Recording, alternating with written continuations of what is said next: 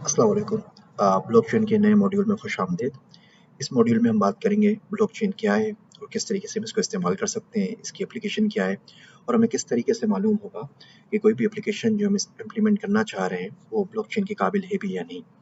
तो आइए अल्लाह का नाम लेकर इस मॉड्यूल को शुरू करते हैं। बिस्मिल्लाहिर्रहमानिर्रहीम। सेम स्लाइड है अल्नाफ़ी की कि आप किस तरीके से यूट्यूब से, ईमेल से, फेसबुक से और ट्विटर से हमसे हेल्प ले सकते हैं। लेक्चर स्टार्ट करते हैं मिस्टर पिंक के कोट से, कुंग फू पांडा के। ये साहब कहते हैं, to make something special you just have to believe it's special. जैसे कि हमने पीछे लेक्चर्स के अंदर देखा, मनी के लिए अगर लोगों का एतमाद उसके ऊपर हो तो वो चीज़ मनी कहलाएगी और लोग उसको इस्तेमाल करना शुरू कर देंगे। ब्लॉकचेन भी की कहानी भी इससे कुछ मुख्तलिफ नहीं है। आइए ब्लॉकचेन के ऊपर बात करते हैं और देखते हैं कि ब्लॉकचेन करंट सिस्टम के अंदर वो क्या खामियां हैं, वो कौन सी खराबियां हैं जिसकी वजह से ब्लॉकचेन हमारे लिए ज़रूरी या एक बेहतर लाया अमल पेश करता है। इंसान पैदाइश से लेकर मौत तक और शायद मौत के बाद भी एक रिकॉर्ड के तौर पर एक रजिस्टर खाते से दूसरे रजिस्टर में सफ़र करता रहता है। उसकी ज़ात, उससे जुड़ी तमाम ज़रूरियात और मसाइल किसी न किसी खाते के मरहून मिन्नत होते हैं। अगर आप इंसान को लातादाद खातों की जंजीर की एक इकाई मान लें तो कुछ गलत ना होगा। लातादाद और लामहदूद खाते हैं जो एक जंजीर में परोकर एक साथ जोड़ दिए गए हों। इनमें दर्ज एक हकीकत, एक इकाई इंसान कहलाती है। इसे अपने वजूद का सबूत देने के लिए भी इन खातों के इंदराज की ज़रूरत होती है।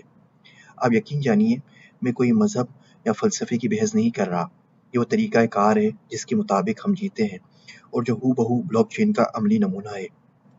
हम पैदा होते हैं तो पैदाइश का बर्थ सर्टिफिकेट बनता है हस्पताल से या ज़िला नाज़िम काउंसलर के ऑफिस से, बेफाम और फिर नादरा से हतमी सबूत के तौर पर पक्का बर्थ सर्टिफिकेट या फैमिली सर्टिफिकेट। ये सर्टिफिकेट इस बात की सनद है कि आप हैं। इसके बगैर कानूनी तौर पर आपका वजूद साबित नहीं। आपने हिफाजती टीके लगवाए तो एक और रजिस्टर में इंदराज हो गया। घर लिया, शनाख्ती कार्ड या पासपोर्ट बनवाया, ड्राइविंग लाइसेंस, बैंक अकाउंट, असला लाइसेंस, शादी व निकाह, बच्चों की पैदाइश, स्कूल में दाखिला, यूनिवर्सिटी डिग्री, हत्ता के मौत तक आपको कोई ना कोई सर्टिफिकेट मिलता ही रहता है जो किसी न किसी खाते में इंदराज की गवाही होता है। मैं इस निज़ाम को गैर मरई ब्लॉकचेन या इनविजिबल ब्लॉकचेन से तशबीह देता हूँ। और नामा-ए-अमाल वो भी तो एक रजिस्टर है जिसमें सब कुछ लिखा जा रहा है। कीमती अशिया, कुदरती ज़खायर, मुल्की वसाइल और आबादी का शुमार हमेशा से ही इस बात का मुतकाज़ी रहा है कि इसका दुरुस्त इंदराज मुमकिन बनाया जाए। आलमी जंग अज़ीम दोम के बाद सन 1944 में ब्रेटन वुड्स कॉन्फ्रेंस हुई, जिसके बारे में हम पहले पढ़ चुके हैं, जिसके नतीजे में international monetary fund IMF, world bank और बाद अक़वाम मुत्तहिदा, यूनाइटेड नेशंस और वर्ल्ड ट्रेड ऑर्गेनाइजेशन या WTO जैसे इदारों का क़याम अमल में आया कि दुनिया के तमाम तर वसाइल को एक मरकज़ी निज़ाम के तहत कंट्रोल किया जा सके और चलाया जा सके, और छोटे बड़े सब ममालिक और उनमें सब बसने वाले सब लोग, क्या मिस्कीन और क्या ताकतवर, सभी इस मरकज़ी निज़ाम के तहत आ जाएं और अपने तय जितनी आज़ादी और शख्सी हैसियत का ढंडोरा पीट लें। बिल आखिर इनकी सारी तवानाइयाँ और वसाइल इसी मरकज़ी निज़ाम से होते हुए इन मादूद चंद लोगों या इदारों तक पहुँच जाएं जो पॉलिसी साजी के नाम पर आज़ाद लोगों को गुलाम इब्ने गुलाम बनाने का अज़म लिए फिरते हैं। आप आस पास में नज़र दौड़ाएं और अगर गौर करें तो आपको ज़िंदगी कुछ मरकज़ी खातों में जुड़ी नज़र आएगी।